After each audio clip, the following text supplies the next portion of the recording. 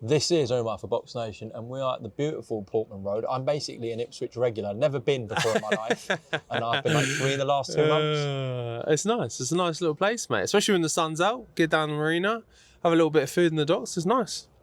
Absolutely. So I've heard some people saying because Jarrell Miller's pulled out, I might not sell as well. So do you want to just respond to that, Fabio? Yeah, look, everyone's entitled to their own opinions in that. I think I can understand a little bit of kind of maybe people feeling a little bit deflated after the kind of, because of the big bust up there was with the press conference and just Jarrell Miller in general, what type of character he is. He's loud and mouthy and this, that and the other.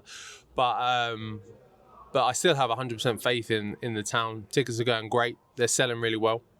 So this town is known for getting behind its own, whether it's the football players, whether it's me, whether it's Ed Sheeran doesn't really need us to get behind him. But look, we turn up in droves for whoever's from this area and looking to do something. So, yeah, look, it's still going to be a fantastic night regardless, with or without Jarrell Miller. It'll be a right pain and get our partners in shot if you just twist the mic around. Shout out to Casino Kings. Big up Casino Kings. I love that, Fabio. Right, Jarrell Miller, very different fighter, of course, to Justis Huni. Justis got a fantastic amateur pedigree, and he's just told me this comes down to levels. It's a different class to you. So what do you think about that when I tell you that? Look, credit to him in his belief. I like that he's game. There was a large reason as to why he got the nod, as to why he got picked. Him and his team were very confident, very game. There wasn't no fussing, no mixing around with, oh, we want this, that, and the others, no demands or stuff. They were really just like, look, we want to make it happen, put it on. And I was impressed by that. So that's why he got the pick. But yeah, him referring to levels,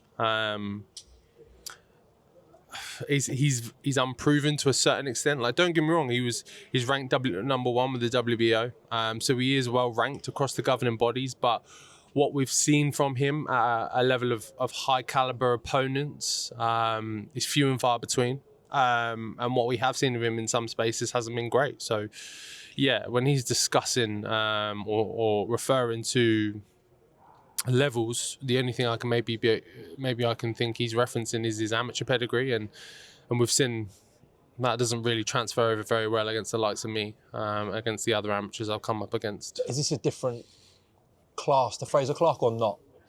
I don't know, because what do you have to judge them on, really? Like, if Fraser Clark is an Olympic bronze medalist at the end of the day, and if you're judging off amateur record and amateur background and stuff, would you put him as an amateur higher than Justis?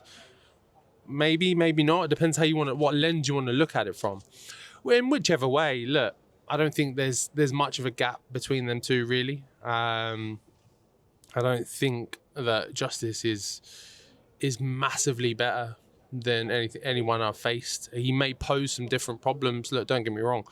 He's a good fighter. Can put his hands together very well, and get his shots off good. But ultimately, this is professional boxing, and on the night, all that matters is getting your hand raised, and by hook or by crook, or however which way, I always manage to get the job done. So that's something he's going to have to contend with for himself. What did you take away from the Kevin Lorena fight? It's not one I've actually watched that much, purely because Lorena obviously southpaw.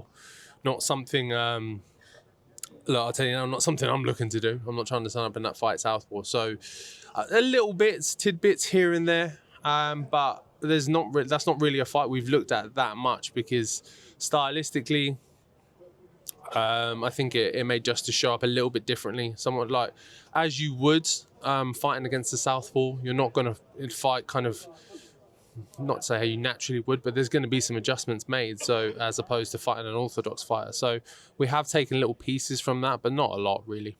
And when you break the clash down from what you have studied in the gym with your trainers, etc., and done some film study on him, how do you see this actual fight unfolding, Fabio?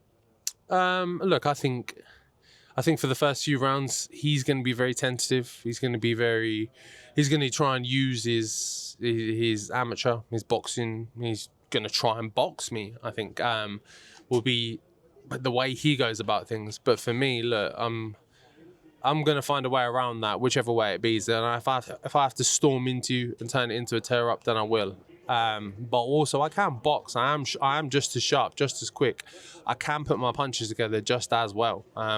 Look, don't get me wrong, I haven't got the shiny ABA medals to go with it, but I've got those talents as well. They're not missing from my arsenal. So if you want to do that, then I can meet you and do that as well. But ultimately, it will be an entertaining night because I will drag him into a fight because...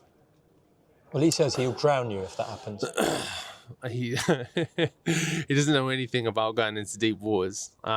He doesn't know anything about having a fight where you're fighting for your life, where you're drowning, where you're having to scrap it out. That's something I'm well versed in, an area I know. Him thinking he can drown me, I think speaks to how much he hasn't really paid attention to my previous fights and the stuff I've done and gone through in certain aspects before. So I think if we compare our two professional records, our two professional fights, and who's gone into deeper waters, I think very clearly, very obviously, it's me. But look, again, I credit to the confidence. I like it.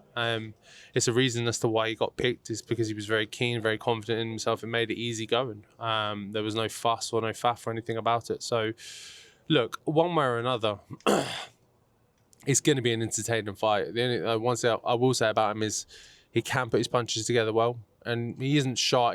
He isn't particularly shy, and he will get stuck into a tear up. So, yeah, look, I'm gonna be looking to drag him into that because this is my hometown show, a homecoming, and I'm not looking to make it just a little kind of.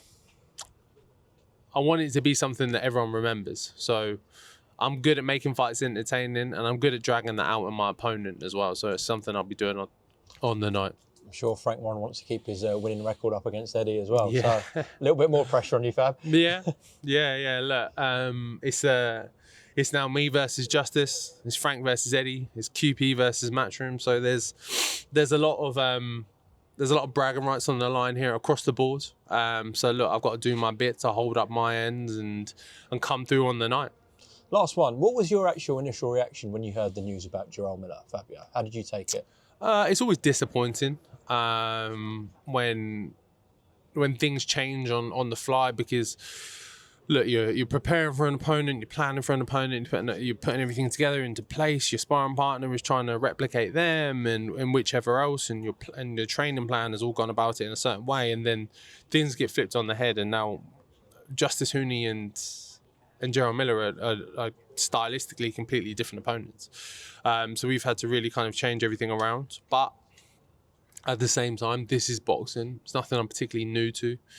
I've had opponents change on me before in the past and things like that. So look, me and the team are very, very quick on it, very smart. We can adjust things. It's nothing too crazy. So look, all we've been doing is just adjust and go with it and roll with the punches, as they say. Okay, well, the Fabio Wardley show still goes on June 7th. He's still running towards adversity because Justis Huni, as we've mentioned, is a top-class fighter. So, yeah, get your tickets. I'm sure it'll be packed in here in Portman Road, or watch it live on DAZN on June 7th. Fabio, have a good rest of your camp, and we'll see you on Fight Week. Cheers, mate. Catch you soon.